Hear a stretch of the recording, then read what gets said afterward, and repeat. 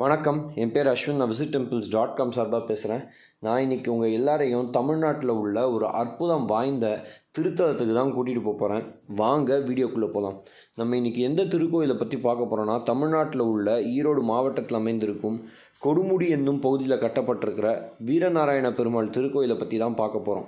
இந்த திருக்கோயிலை ஒரு திருமூர்த்தி ஸ்தலமாக கருதுகிறாங்க. ஏன்னு பார்த்தீங்கன்னா, சிவபெருமான், விஷ்ணு மற்றும் பிரம்மா ஆகியோருக்கு தனித்தனி சன்னதியை காண முடியும். இந்த திருக்கோயிலில் சிவபெருமான் ஒரு சுயம்பு மூர்த்தியாக பக்தர்களுக்கு காட்சியளிக்கிறாரு. அதே போல் பகவான் மகாவிஷ்ணு வீரநாராயண பெருமாளா பள்ளி கொண்ட கோலத்தில் காட்சியளிக்கிறாரு. பிரம்மா வன்னி மரத்துக்கு கீழே காட்சியளிக்கிறாரு. இந்த திருக்கோயிலில் வீரநாராயண பெருமாளோட கான்சார்ட்டாக யார் இருக்கான்னு பார்த்தீங்கன்னா, வீரலக்ஷ்மி அல்லது திருமங்கை நாச்சியார் தான் இந்த திருக்கோயிலில் வீரநாராயண பெருமாளோட கான்சார்ட்டாக இருக்காங்க.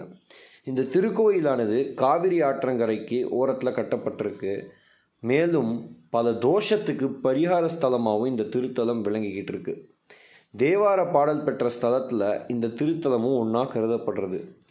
மேலும் இந்த திருக்கோயிலில் மும்மூர்த்திகளுக்கு 3 ராஜகோபுரம் இருக்குது. அதில் நடுவில் இருக்கிற ஒரு சின்ன ராஜகோபுரம் தான் வீரநாராயண பெருமாளோட சாங்டம் சாங்டோரத்துக்கு பக்தர்களை கொண்டு சேர்க்கும்.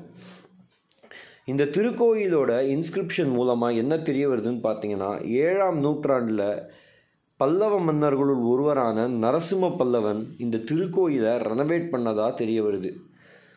வீரநாராயண பெருமாள் இந்த திருக்கோயிலில் இருக்கிறதுனால தான் காவிரி ஆற்றங்கரையில் ஏற்படுற வெள்ளப்பெருக்கு தவிர்க்கப்படுறதுன்னு சொல்லப்பட்டுருக்கு.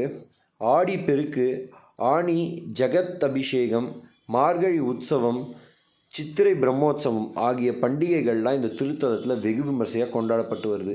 நீங்களும் இந்த திருக்கோயிலுக்கு போகிறதுக்கு சான்ஸ் கிடச்சிருந்தா கண்டிப்பாக போய் ஒரு வாட்டி விசிட் பண்ணுங்கள். இந்த திருக்கோயிலை பற்றின வீடியோ உங்கள் எல்லாருக்கும் பிடிச்சிருக்குன்னு நினைக்கிறேன். பிடிச்சிருந்தா லைக் பண்ணுங்கள், ஷேர் பண்ணுங்கள், கமெண்ட் பண்ணுங்கள். மறக்காமல் சப்ஸ்கிரைப் பட்டன் பக்கத்தில் இருக்கிற பெல் ஐக்கானை ப்ரெஸ் பண்ணி விட்டுருங்க. அப்படி ப்ரெஸ் பண்ணிங்கன்னா தான் நாங்கள் போடுற ஒரு கோயிலை பற்றின வீடியோ உங்களுக்கு அடிக்கடி வந்தடையும். நன்றி, வணக்கம், மீண்டும் சந்திப்போம்.